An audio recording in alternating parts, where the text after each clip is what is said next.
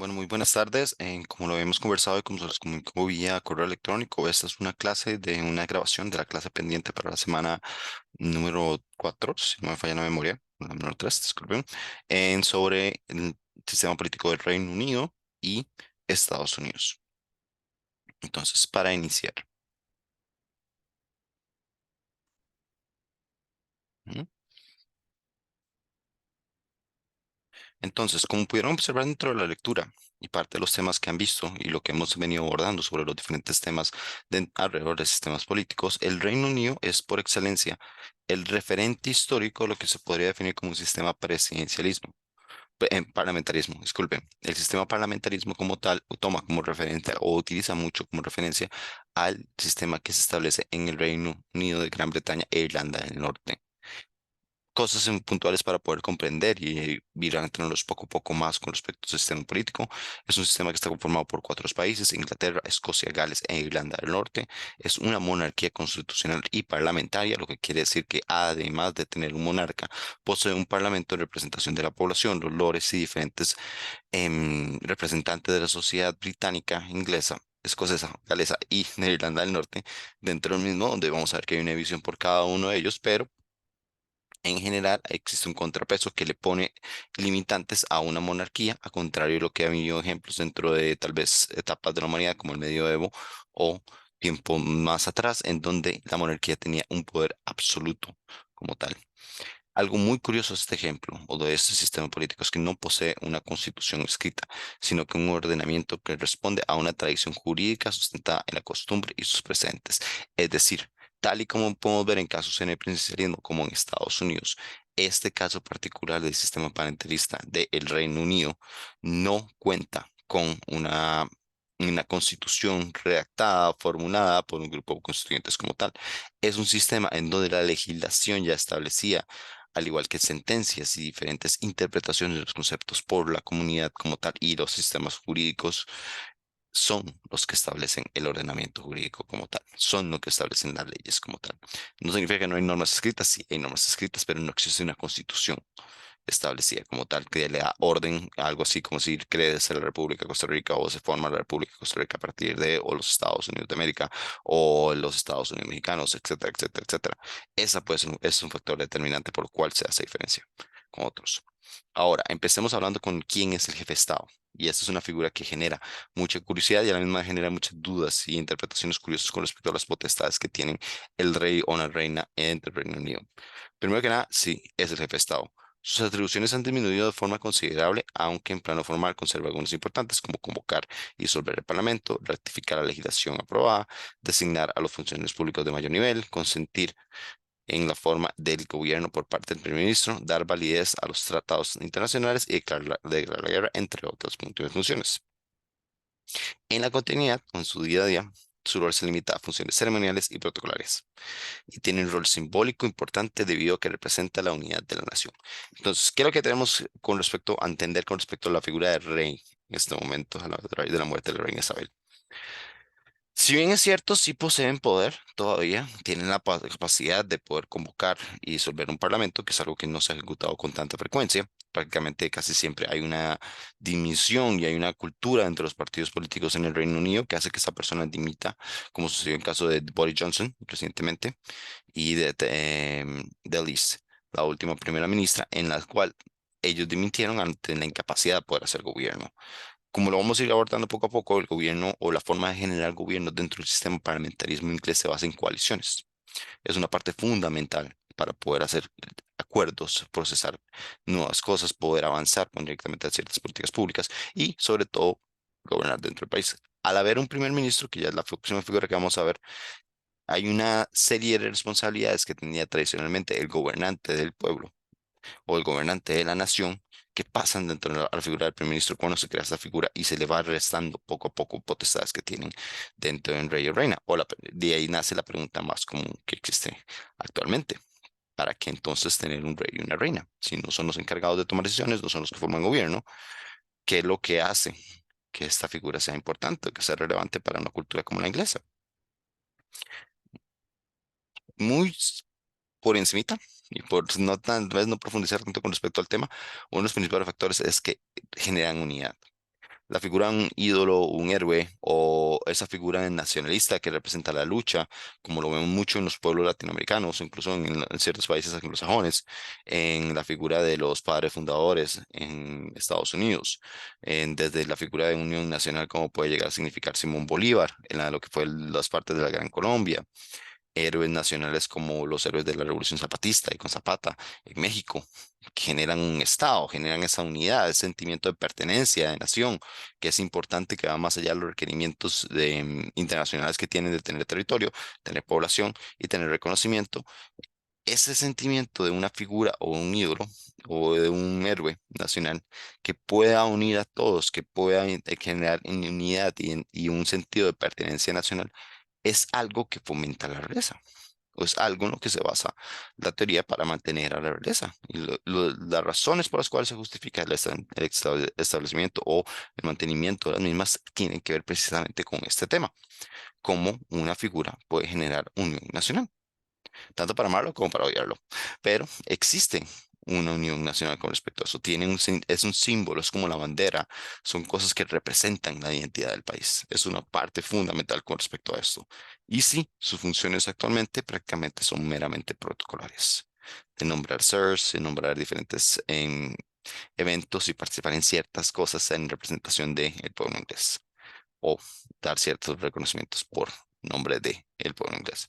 El Parlamento, que estamos hablando del poder legislativo, que tiene una parte muy curiosa, al ser en función diferente y ser un sistema diferente, pero digamos con respecto a eso. Primero, la primera gran diferencia con lo que hemos acostumbrado, lo que vemos directamente en nuestro sistema nacional, es que tiene dos cámaras. La Cámara Baja, que es el conocido como la Cámara de los Comunes, y la Cámara Alta, que es conocido como la Cámara de los Lores. La Cámara de los Comunes se integra en la actualidad por 650 miembros electos directamente por los ciudadanos bajo un sistema electoral mayoritario. Las elecciones se realizan al menos una vez cada 5 años, aunque se pueden hacer antes del primer ministro disuelve el parlamento y convoca elecciones adelantadas. Ahora, antes de pasar a by-elections, ¿qué queremos decir con respecto a eso? La Cámara Comunes es una cámara que es lo que llamaríamos aquí la Asamblea Legislativa. O sea, es un puesto que es elegido directamente por un sistema de elección mayoritario, es decir, quien tiene mayor cantidad de votos es quien queda dentro de los diferentes sectores y van diferentes, no le llamemos colegios electorales, pero sino la forma en cómo está distribuido el sistema electoral en inglés, esas son las personas que van siendo eligiendo y van a llegar directamente a la Cámara de los Comunes. Es un sistema bicameral. En el caso de la Cámara de los Altos, los camarones no son electos popularmente, son representantes de la corona o representantes de diferentes lores o puestos que tienen entre sí mismo entre el puesto de lord y están con representación ahí, tienen menor representación que la Cámara de los Comunes. Ahora, si bien es cierto, y no sé si lo han escuchado, como pasó ahorita se me olvida el apellido de la ex primera ministra Liz, o con el caso de Boris Johnson, el primer ministro y la reina pueden llegar a disolver el parlamento. ¿Qué quiere decir eso? Que se llama una elección para que haya nuevamente una selección de quiénes son los miembros que van a llegar directamente a la Cámara de los Comunes para poder procesar y llevar a cabo ciertas leyes. Esto se puede dar por diferentes motivos, por un acuerdo de mayorías, por una solicitud de disolución que tiene también lo puede dar el primer ministro o una renuncia del primer ministro, pero eso se conoce como by-elections, que son elecciones especiales para constituir al primer ministro que por una razón no puede mantenerse dentro del cargo.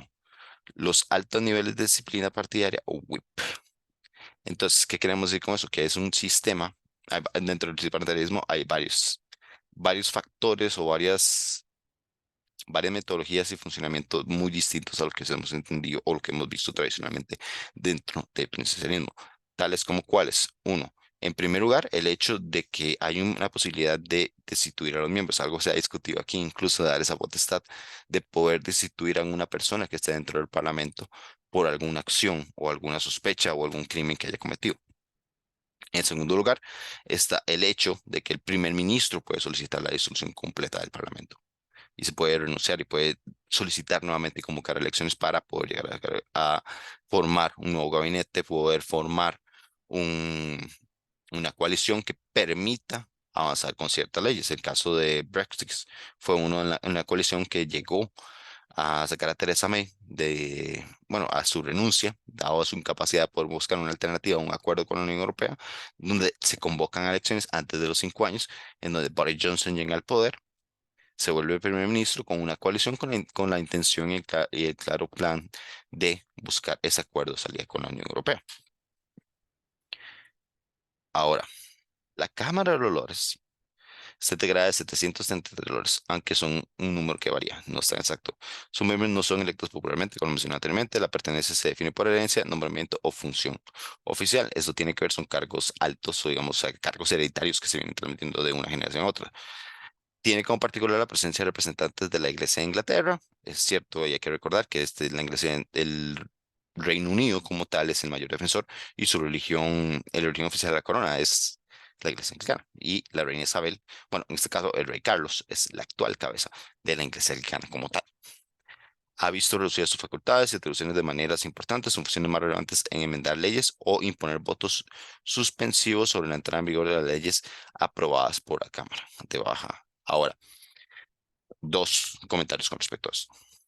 Primero, si bien es cierto que la Cámara de Lores se tuvo en un momento de ser una función de un parlamento mucho más fuerte, digamos, esa capacidad de influencia dentro de la corona o para poder realizar leyes, esas potestades se han venido precisamente reduciendo a raíz de que no son cargos electos popularmente. No significa que no tienen poder, sí tienen poder, son aquellos que pueden validar o son los que reprueban las leyes como tal y verifican que no haya ningún voto o ninguna acción que pudiera ir en contra de de las normas establecidas dentro de la corona inglesa y dentro del Reino Unido como tal, por lo cual se les da la facultad de establecer ese voto suspensivo. Ahora, los votos suspensivos no son una práctica muy común porque no son muy populares como tal.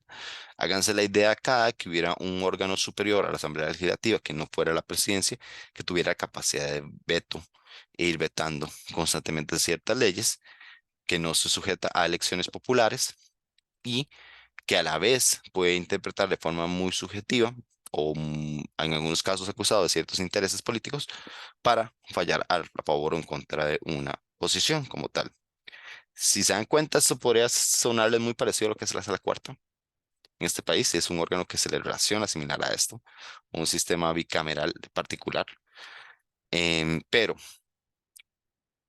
a diferencia como pasa aquí, de que es la sala cuarta, en el caso de los cámaras de lores, son órganos que están dentro del Parlamento como tal y que no tendrían consecuencias políticas o costos políticos el poder aprobar ciertas leyes simplemente por razones o no justificadas fuertemente o no tener un peso, un sustento legal apropiado para poder realizarlo como tal. Y ese es el poder que tienen como tal.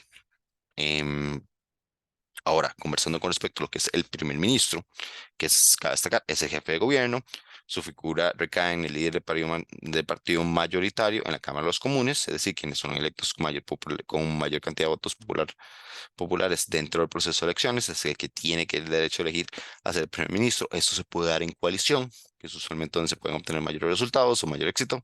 Su gabinete está conformado por ministros, que usualmente son miembros de la Cámara Baja, cuyo número fluctúa entre 15 y 25 ministros, dependiendo de cada gobierno. Pueden haber gobiernos más austeros, pueden haber ciertos procedimientos o ciertas áreas de interés que tengan que hagan aumentar ese número de personajes en las secretarías que va a tener directamente el rol de ministros en diferentes lugares dentro del gabinete del primer ministro.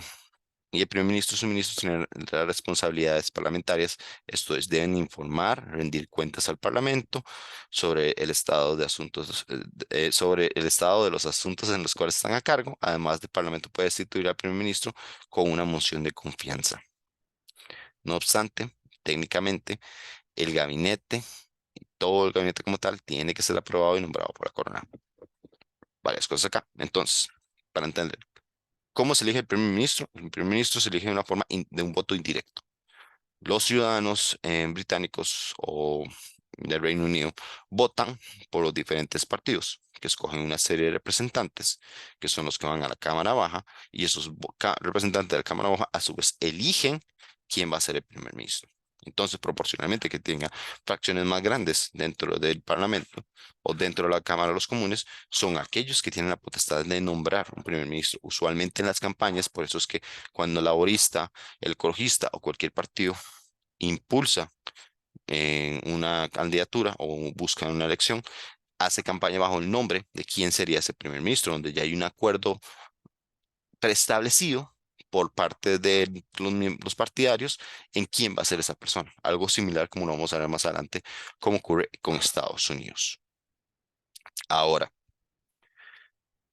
al ser una, una rama que nace del Ejecutivo, pasa a ser prácticamente el Ejecutivo, o digamos quien tiene la potestad que debería tener la corona en algún momento, que la tuvo la corona en su momento, tiene y está sujeto a normas de transparencia y a normas de rendición de cuentas. Entonces, al ser representante de su majestad, debe de presentar informes de labores, informes de cómo están llevando a cabo la gestión y los actos a los cuales son responsables tanto el primer ministro como los miembros de su gabinete. Y al ser representantes del Poder Ejecutivo y sabiendo que la cabeza del Poder Ejecutivo es la reina, o en este caso, em, es el rey quien tiene la potestad de aprobarlo o quien tiene que aprobarlo. Al fin y al cabo, esto se vuelve una cuestión meramente anecdótica y una particularidad dentro de la historia. Prácticamente siempre que el primer ministro o la primera ministra electa selecciona un gabinete es aprobado por parte de la corona, dado que no pueden ir en contra de la decisión del electorado como tal. Y es como funciona directamente esto. El gabinete en la sombra. El principal partido de oposición no tendrá un gabinete en la sombra encargado de vigilar cada uno de los asuntos abordados por los ministros del gobierno.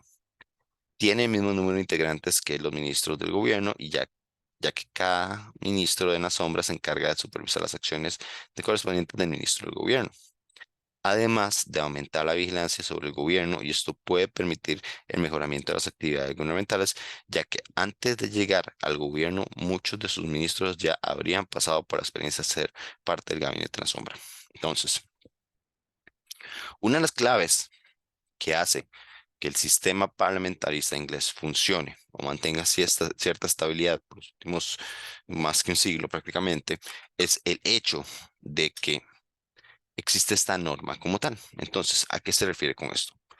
Háganse la idea de que existiera una ministra de salud y existiera un ministro de salud como contraparte, que no hacen lo mismo, pero sí están muy relacionados uno con otro.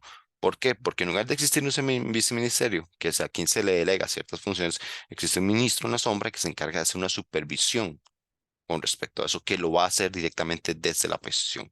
Entonces, va a ser una persona que en una buena teoría debe ser conocimiento, que debe tener conocimiento del tema, de saber cómo manejar, cómo entender el ministerio al cual se tenga a cargo y dar una supervisión de lo que está haciendo o lo que se está llevando a cabo directamente el ministerio bajo la autorización, bajo la administración de aquella persona que fue nombrada por el primer ministro.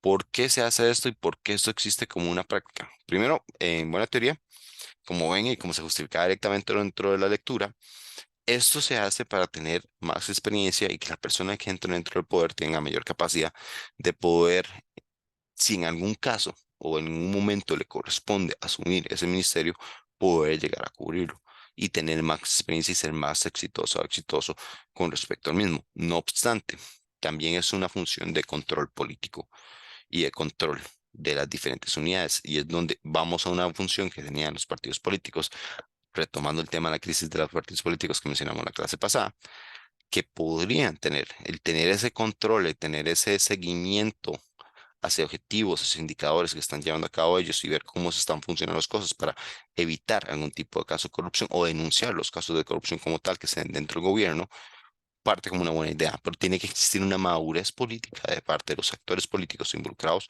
para no posicionar a una persona dentro de esa función de estar a las sombras como un único, con un único objetivo de obstaculizar o bloquear cualquier iniciativa que se estén llevando a cabo.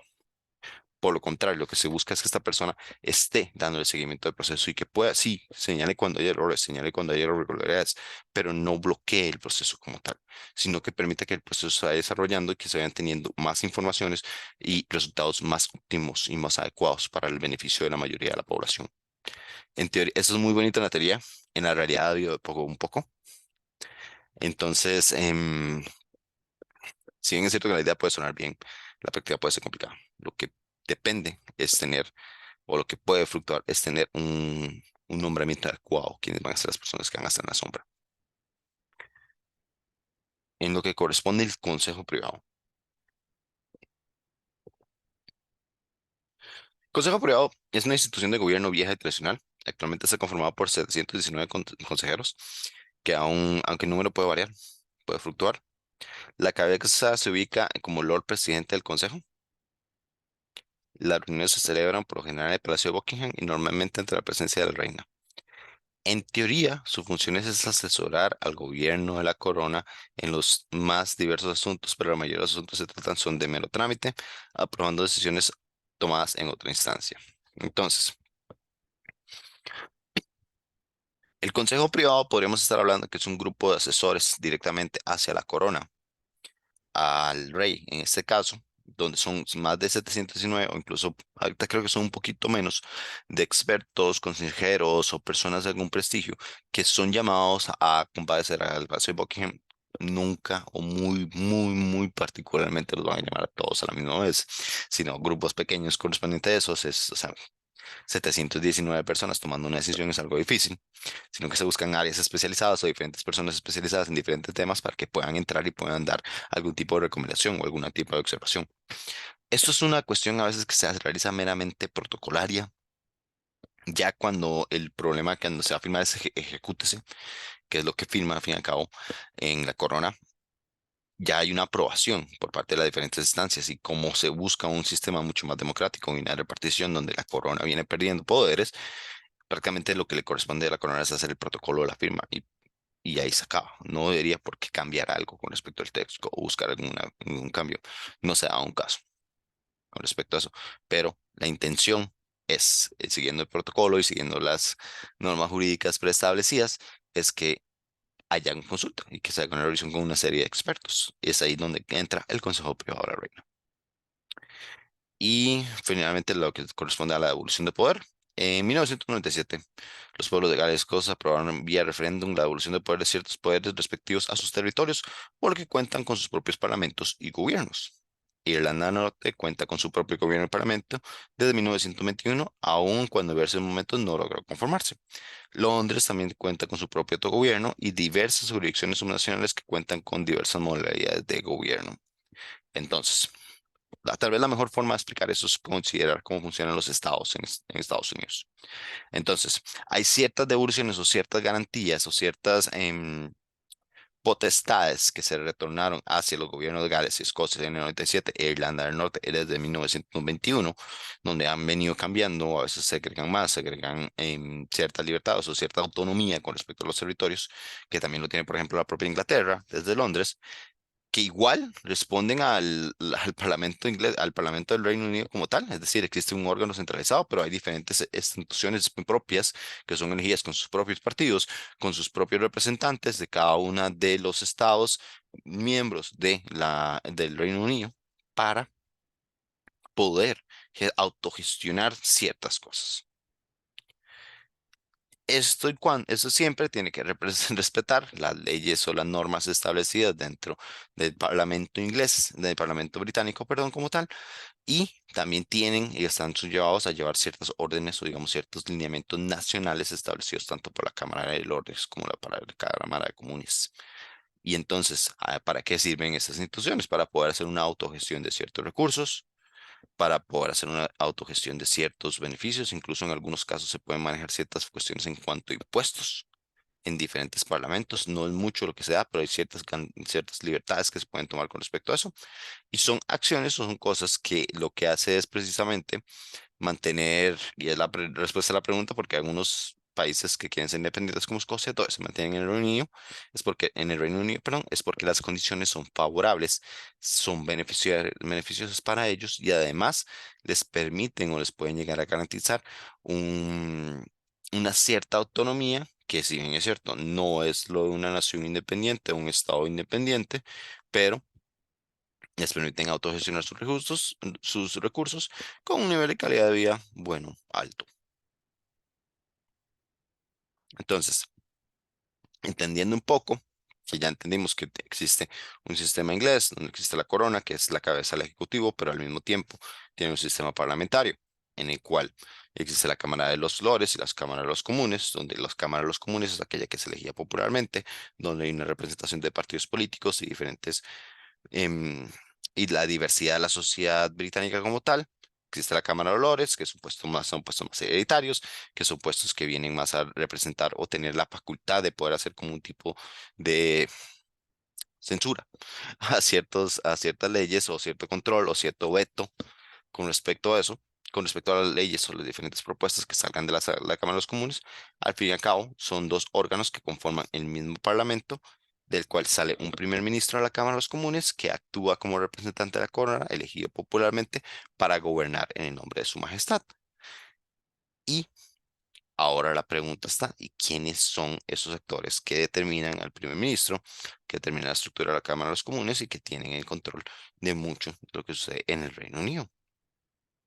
Pues los principales partidos políticos dentro del Reino Unido son el Partido Conservador, conocido popularmente como los Tories, que es un partido en el poder que ha gobernado durante la mayor parte del siglo XX y el siglo XXI.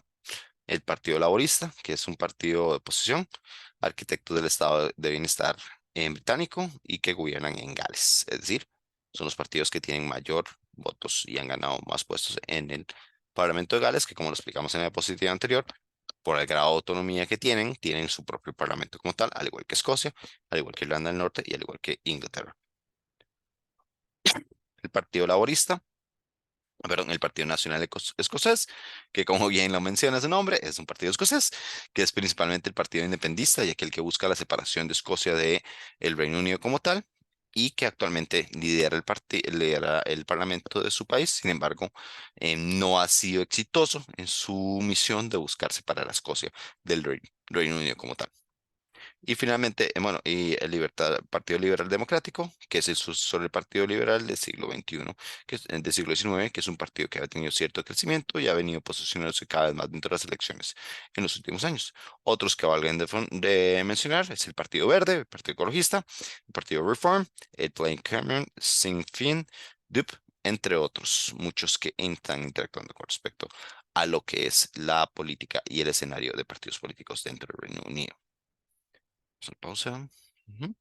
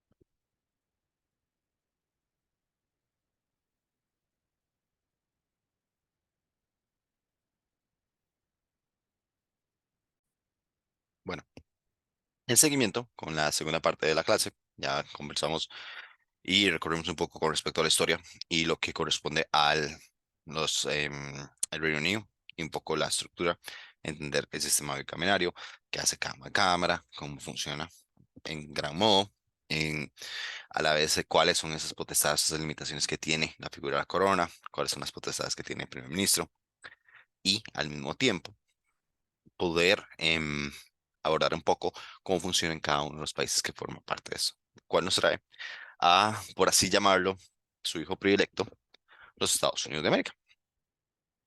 Los Estados Unidos de América, al igual que como conversamos, en hecho de que Inglaterra es el país referente o el Reino Unido es el país referente con respecto al parlamentarismo. En el caso de Estados Unidos es prácticamente el referente número uno a nivel mundial, y sin temor alguno de decirlo que probablemente es el número uno en cuanto al presidencialismo. Es uno de los países en donde se desarrolla, se mantiene y se establece con mayor fuerza y estabilidad la figura del presidencialismo. Entonces, aspectos destacables para analizar un poco la realidad estadounidense. En primer lugar, es la primera república moderna, se forma con el primer movimiento independentalista que se dio a raíz de todo lo que se dio antes, después y durante el 4 de julio en ese primer estado federal. Es el primer sistema político o nación que utiliza un sistema federal, en el cual vamos a abarcar un poco con respecto a eso. Es la primera constitución redactada por una convención constituyente. Anterior a eso se limitaba mucho a normas o ciertas reglas que ya estaban establecidas y aprobadas, como por ejemplo en el caso del Reino Unido, que no tiene una constitución. Es la primera democracia con representatividad a nivel estatal, es decir, cuenta desde su formación con representantes de cada uno de los estados miembros dentro del Senado y el Congreso, lo cual lo hace algo único y la primera vez que se habla de algún tipo de representación de diferentes zonas y una segmentación de los mismos. Es decir, hay una repartición y hasta la fecha equitativa entre los senadores de todos los estados de la Unión. Y primer estatuto de garantías fundamentales a nivel estatal. Es decir, a nivel estatal y a nivel de todos los estados, dentro de la Carta Magna se establecen los derechos y el acceso al voto, por ejemplo. Al inicio no todos los ciudadanos, o con una definición muy particular de que era un ciudadano, pero estableciendo esta garantía. Con respecto a la Constitución, que es el gran cambio, primero, se ratificó en 1787 y entró en vigencia desde 1789. Durante 1789 hasta la fecha, solo ha contado con 27 enmiendas, es decir, durante todo ese periodo, la Constitución de Estados Unidos solo ha sido modificada 27 veces. Algo que denota dos cosas. Primero, en la estabilidad y la constancia que mantiene un sistema bipartidista, como se sigue manteniendo a la fecha, y no hay tantos sectores o tantos representantes o, digamos, dentro de los mismos partidos a cuestionar que tanta diversidad está representada para buscar ciertos cambios constituyentes con respecto a eso. Y la segunda es la forma ambigua o amplia de redactar o de elaborar la Constitución por parte del constituyente en Estados Unidos para poder seguir o mantener siendo lo suficientemente inclusivo y amplio en la cobertura de derechos fundamentales y de derechos políticos y derechos sociales y de cualquier naturaleza dentro de la redacción como tal que existe dentro de la Constitución.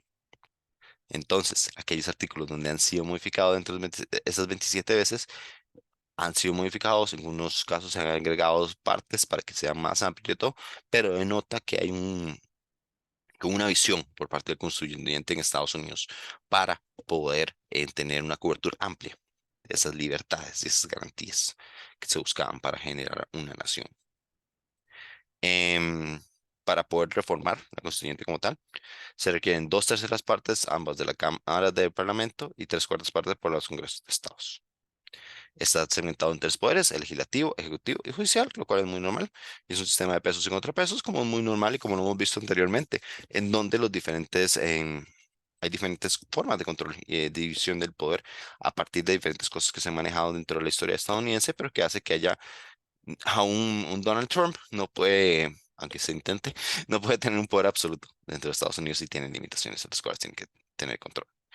Ahora, el tema, una de las primeras cosas que mencionamos ahora en la diapositiva atrás, o dos, si no me equivoco, en cuanto a lo que hace diferente a ese sistema y por qué es referente con respecto al presidencialismo. Si bien es cierto, llevamos la figura del presidente y la amplitud que puede tener y cómo es el ejemplo de esto, hay algo muy interesante que funciona dentro del sistema estadounidense, que es algo que nace con ellos, que es el federalismo como tal. Entonces, ¿qué es un Estado federal? Un Estado federal es aquello que es una confederación o son una unión de estados que está conformado por diferentes territorios que todos tienen cierto nivel de autonomía o cierto nivel de libertad en donde pueden tener manejo de presupuestos, manejo de contenidos educativos, manejo de ciertas políticas públicas internas, pero a su vez responden a un poder más grande, más supranacional, más centralizado, que es el que radica, en este caso, en Washington, D.C., que es el poder no solo del presidente de la República, sino también de un Congreso del país, al igual que una sala, bueno, una Corte Suprema de Justicia que establece y puede tener en incidencia en todos los estados. Al haber ese acuerdo, que inicialmente se formó con las tres colonias, ahora estábamos hablando de más de 50 estados, eso lo que hace es que cada uno de los estados, como tiene su propia, pese a tener las limitaciones, tiene sus propias libertades, escoge a sí mismo un poder ejecutivo, que en este caso son los gobernadores, un congreso, que hay congresos estatales en cada uno de los estados, y un tribunal de justicia propios. ¿Quiere decir que el gobernador puede hacer lo que quiera en Florida? No. Tiene ciertas libertades, tiene ciertas facultades, pero tiene que seguir los lineamientos, por ejemplo, en algunos casos que manda Casa Presidencial o que manda directamente el presidente, cuando, por ejemplo, interviene la Guardia Nacional.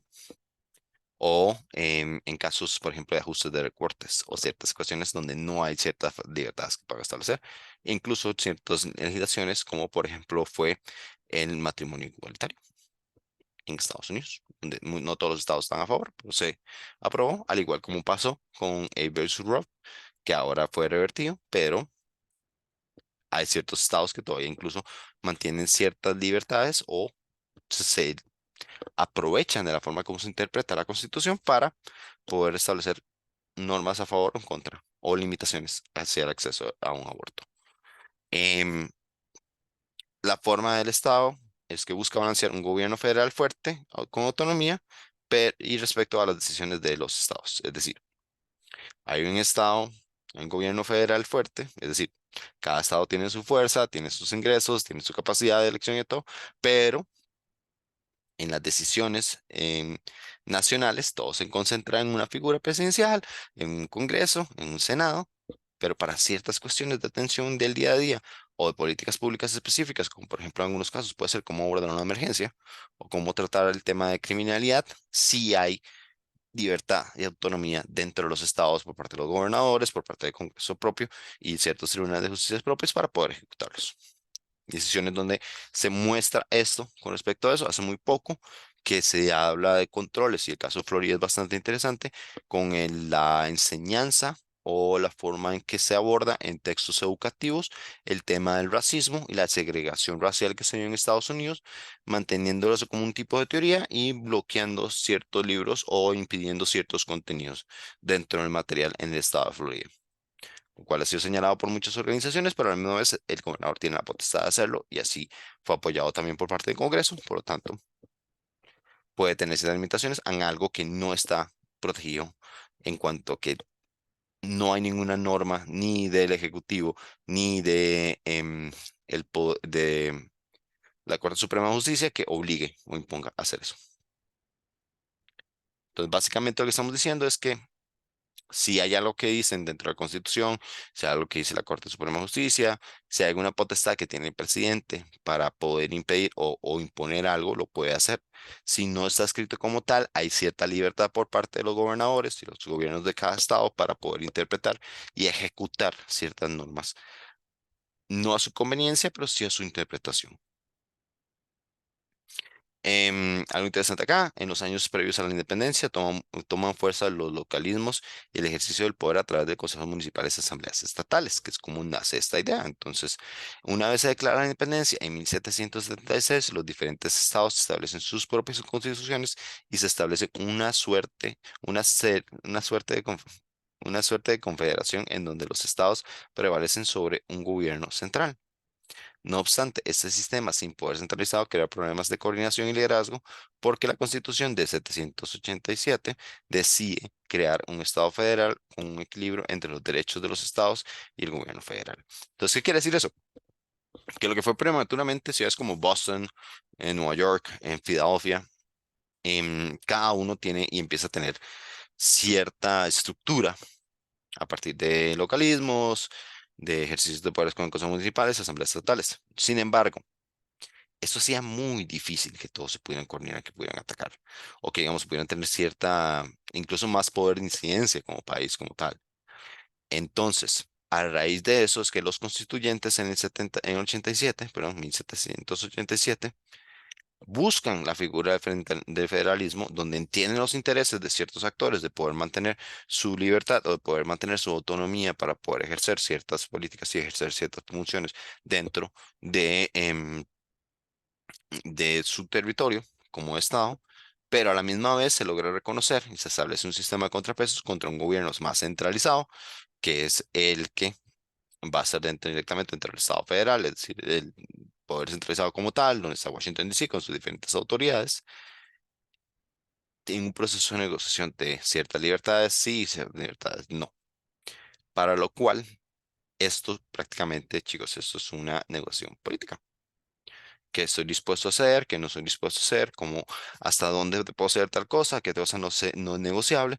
Todo eso estableció en eso y se establece una figura que hasta la fecha se mantiene funcional a raíz de ciertas libertades que se le permiten a los estados. ¿Por qué esta idea nace? ¿Por qué tiene que tener llega a tener tanto éxito? Porque se basa en un principio donde cuando ya no había un enemigo común, donde se logra la independencia y una opción para poder ser una nación independiente como tal, la fortaleza de la nación como tal lo va a generar la unión, no que cada estado sea una nación independiente como tal. Y el expansionismo que tuvo estas 13 colonias y el desarrollo que nos ha contado la historia, nos dicen que tenían razón. Ahora, ya pensando en ese estado federalista que controla todo el país como tal, la primera rama a la que vamos a abordar tiene que ver con respecto al poder ejecutivo. En primer lugar, está investido en un presidente, es decir, hay un presidente. La figura y el ejemplo presidencial más claro en el mundo es el de Estados Unidos. Este presidente es electo de manera indirecta a través de un colegio electoral. ¿Qué quiere decir esto? Como mencioné ahora, cuando se elegía el primer ministro, también era una forma indirecta en donde los electores votan por los representantes que van a la Cámara de los Comunes y ellos eligen al primer presidencialista, al primer ministro, perdón. En el Poder Ejecutivo sucede algo similar de Estados Unidos. No, los ciudadanos estadounidenses no van a votar ni por Joe Biden ni por Donald Trump. Van a votar por un representante del Partido Republicano o del Partido Demócrata que va a formar parte del colegio electoral. Ese colegio electoral es el que elige quién es el presidente o presidenta de Estados Unidos. Eso lo eligen la mayoría de los votos. Entonces, eso es por lo cual se puede ver en cada elección estadounidense donde se van eligiendo diferentes representantes y eso varía según el tamaño del estado como tal. Hay estados como por ejemplo Nueva York, California, Texas, que son estados que tienen una cantidad significativa de representantes, pero estados que tal vez no tienen tantos representantes, pero se ha vuelto muy importante porque son terrenos que pueden, o son territorios que pueden impactar de tal manera que deciden la elección, como lo es el caso de en Colorado, Ohio. Entonces, nuevamente, ¿cómo se elige un presidente en Estados Unidos? Los miembros, las personas se registran para votar, asisten a la votación o envían su correo por algunos medios autorizados a votar en Estados Unidos, que puede ser por correo, y diferentes metodologías que existen, pueden votar antes incluso, y ellos votan por un representante del Partido Republicano, el Partido Demócrata o algún partido independentista que surja para que entren a formar parte del colegio electoral y entre ellos la mayoría, la cantidad más alta es la que escoge quién es el presidente o presidenta. Espero que me explique, si no, por favor, me escriben para poder volver a reforzar este tema. Requisitos para formar parte de este colegio electoral es que tienen que haber nacido en el territorio estadounidense, ser mayor de 35 años de edad y haber vivido en el país por al menos 14 años. Pueden ser destituidos, o digamos, el presidente como tal puede ser destituido por un impeachment, que es una figura que establece dentro del Senado para poder retirar al poder, al presidente del poder como tal. Esa figura que tanto se mencionó durante la administración Trump, vamos a hablar un poco más adelante de eso con respecto a lo que fue la administración Nixon y cómo esto afecta al sistema estadounidense hasta la fecha. ¿Qué hace un presidente en Estados Unidos? En primer lugar, comanda es comandante jefe, es decir, está encargado y es la última autoridad en cuanto a las Fuerzas Armadas. Es el jefe de Estado, es el encargado de definir en la política exterior y la diplomacia, gestiona la economía, manifiesta, manifiesta liderazgo nacional, tiene el poder de influencia, el bully pip y liderazgo en su partido. Entonces, ¿qué queremos decir con cada uno de ellos?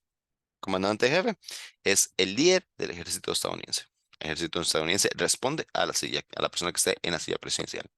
Es su máxima autoridad.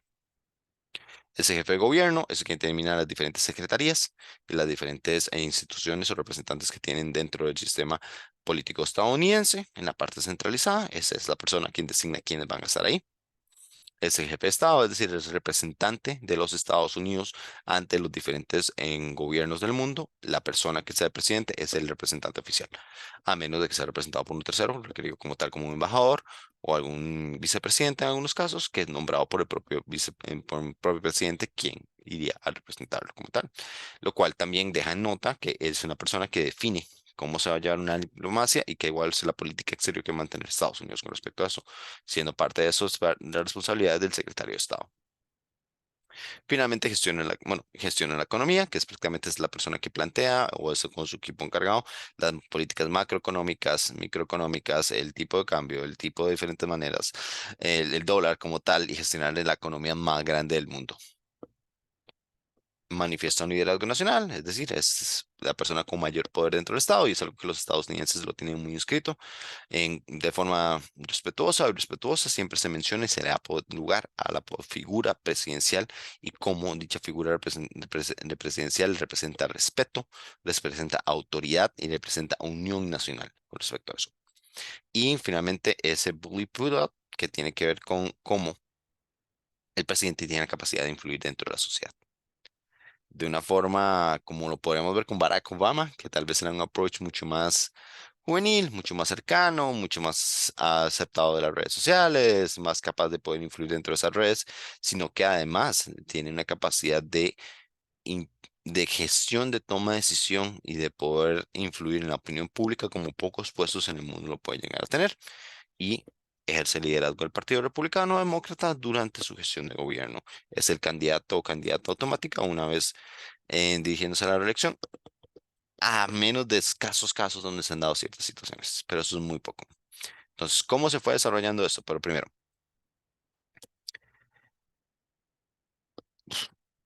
hay una cuestión curiosa, y era lo que yo les mencionaba de cómo se construyó la constituyente de Estados Unidos y cómo se crea la constitución. Entonces, cuando decimos qué tanto se requiere ensachar la potestad de presidencia, depende de mucho del individuo que ocupe ese puesto. Nos referimos específicamente que la interpretación o el manejo de ciertas potestades o cómo se pueden transmitir ciertos poderes y ejecutarlos como tal, pueden ser entendidos o generar espacios para discusiones que le puedan dar mayores potestades a ciertos presidentes en ciertos momentos. Por ejemplo, finales del siglo XIX, inicio del siglo XX, se da una pérdida de influencia de la figura presidencial en beneficio de los grandes capitales de la industria. Durante la guerra industrial, como se va generando con respecto a esto, es que ciertos actores empiezan a tener más influencia y hablan de la necesidad de limitar los poderes de la presidencia. Después de la Gran Depresión, el presidente Franklin Roosevelt inicia un periodo de mayor concentración de poder e influencia ejecutivo para dirigir la economía y la política del país.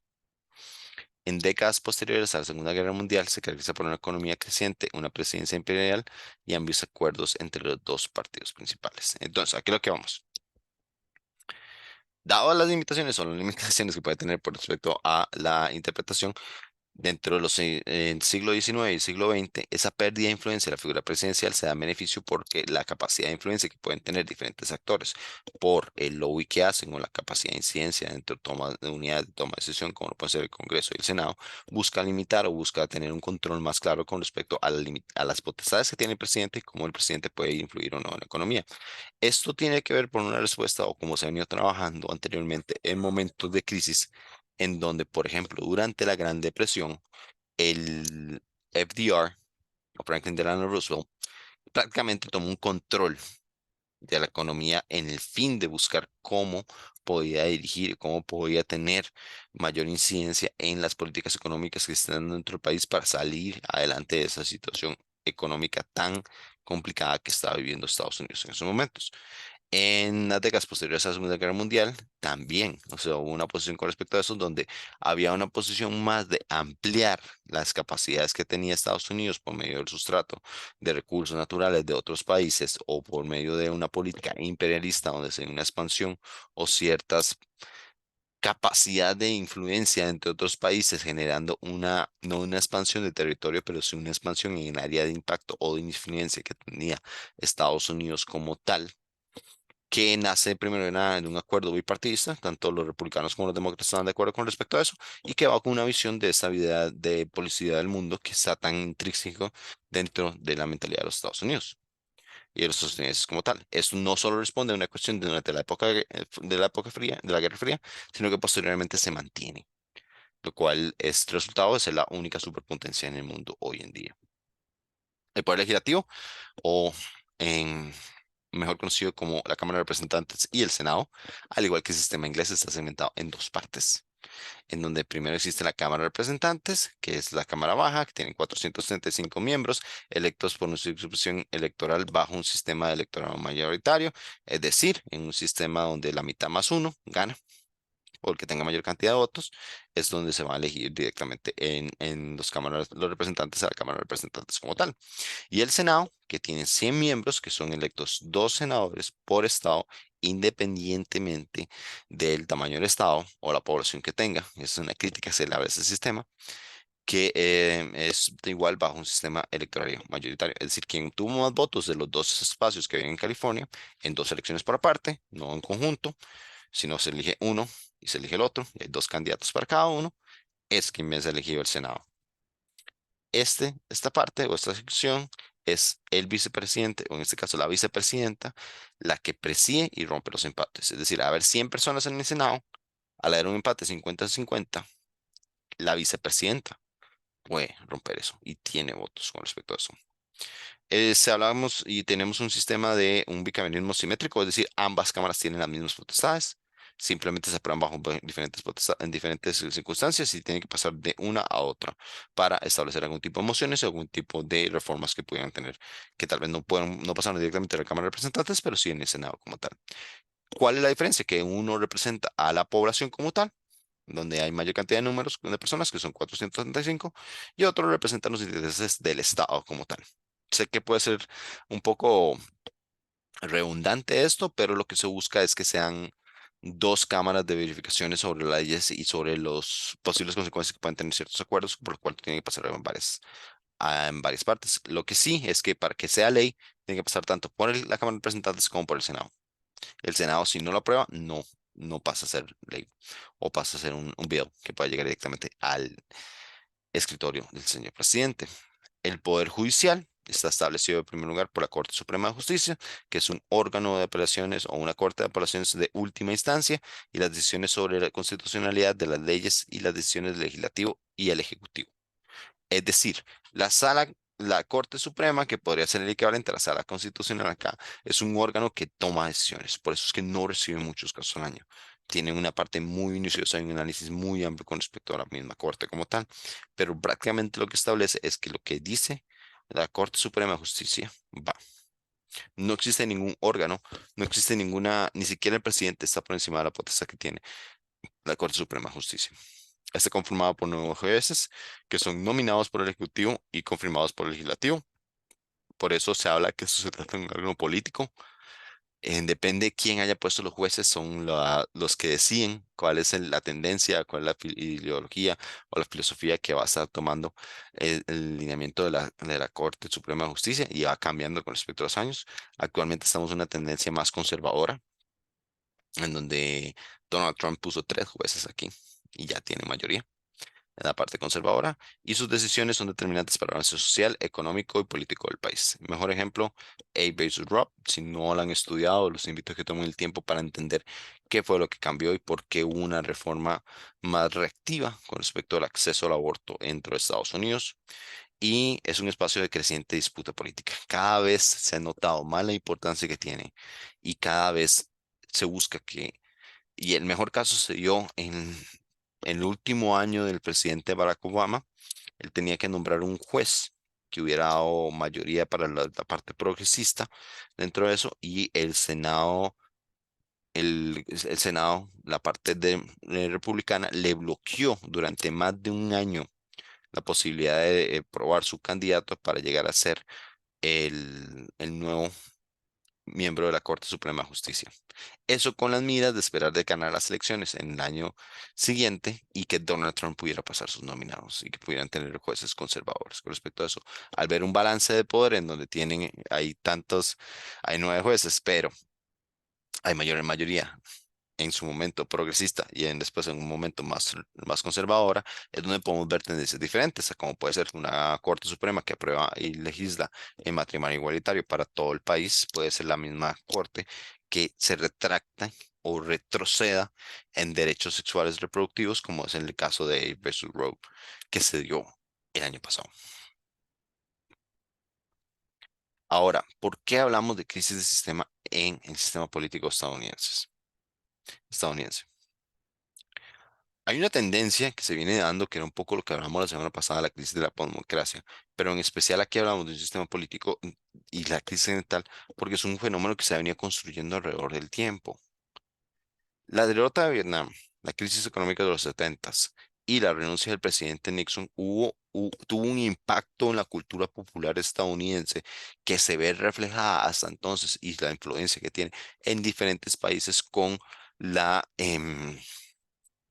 la desvalorización, la, la falta de, de respeto hasta cierto sentido y hasta cierto punto la desvalorización de lo que puede hacer un político en una política a raíz de precedentes de corrupción, como es el caso de Richard Nixon y los papeles y el trabajo de Watergate que se realizó con esos donde se demostró el desvío directamente de fondos y el patrocinio de campañas políticas. Además, la derrota que hubo en Vietnam, que además significó el sacrificio de muchísimas personas yendo a pelear a una guerra que se perdió y que en la cual no tenían tanta incidencia ni capacidad de impacto de Estados Unidos dentro de la misma, donde se realizaron operaciones secretas y se bombardearon territorios llenos de civiles en Camboya y en Laos, donde hubieron crímenes de guerra bastante fuertes, sumado a que el gasto para poder enfrentar eso generó una de las crisis económicas más fuertes que ha enfrentado, o las de las más fuertes que había enfrentado Estados Unidos hasta la fecha.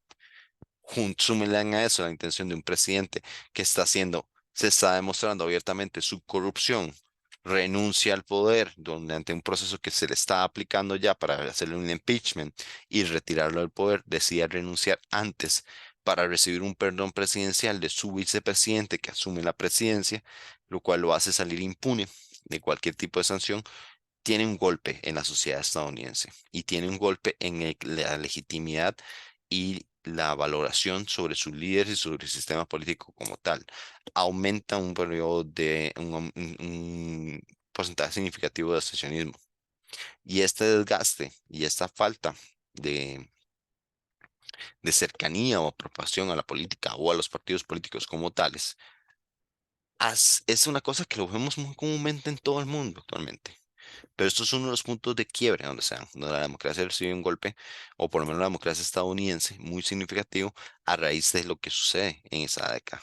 Una década que tal vez democráticamente establecieron muchos retos con respecto a eso. Si a eso además le sumamos un movimiento hippie que se estableció como aquí, que se estableció como esta época, la lucha de clases sociales y la lucha por la desegregación que tuvo movimientos como el de Martin Luther King en Estados Unidos en épocas cercanas a esta, son movimientos donde se demuestra nuevamente la incapacidad que tienen los partidos políticos para absorber las necesidades de la ciudadanía y cómo los intereses comerciales o los intereses de grandes industrias se están sobreponiendo y afecta a la economía, afecta a la calidad de vida y además estás partiendo de que venís de perder muchos seres queridos o tal vez mucha población joven, sobre todo partiendo por una guerra que nunca da los resultados esperados.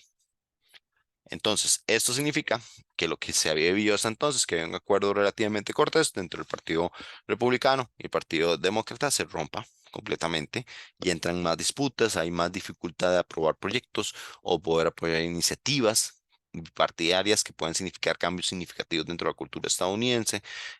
No obstante, dado las libertades que existen dentro del comercio, permite que la economía siga creciendo y se siga desarrollando sin ningún problema, pero ciertas cuestiones como por ejemplo la... la, el acceso por ejemplo, la salud pública. em, el tema de Black Lives Matter, el tema que si echamos para esa época un poquito más atrás, todas las luchas por los derechos de la comunidad LGTBQ más estaban en disputa, lo que habla de una radicalización y polarización de las ideologías. Al no haber un pacto dentro de los dos partidos o haber un final de ese acuerdo histórico que tenía el GOP o Grand Old Party, en que se habla del Partido Republicano y el Partido Demócrata, es difícil llegar a posicionar ciertos temas o ciertas reformas de fondo interesantes como pueden ser el racismo o la erradicación del racismo institucional dentro de Estados Unidos, lo cual hace que cada vez haya mayores de gobiernos más divididos y hace más difícil poder utilizar el- la función de acuerdos dentro del Senado y el Congreso para poder ejecutar y llevar a cabo cierta legislación, lo cual le da como alternativa al presidente o al ejecutivo basarse en decretos ejecutivos para poder impulsar políticas y mociones. Actualmente, ¿qué es lo que está o cuál crítica se le hace con respecto al sistema estadounidense o qué se refiere el autor con respecto a esto? Primero, el tema de los colegios electorales. el tema de colegios electorales y cómo se han segmentado los colegios electorales, cómo funcionan, cómo se mapean cada 4 años o cada cierto tiempo en función de los intereses de quién esté como gobernador o con dentro del colegio electoral que pueda determinar eso, que puede hacer que los resultados de una elección dentro de un estado se vea alterada significativamente por cómo se establecen estos mapas, hace que haya un mal funcionamiento en el sistema electoral. ¿Por qué? Porque no hay una consistencia en cómo están elaborados los colegios electorales. O sea, un día puedo pertenecer a un colegio electoral, 4 años después soy completamente en otro colegio electoral, pese a que vivo exactamente en la misma casa.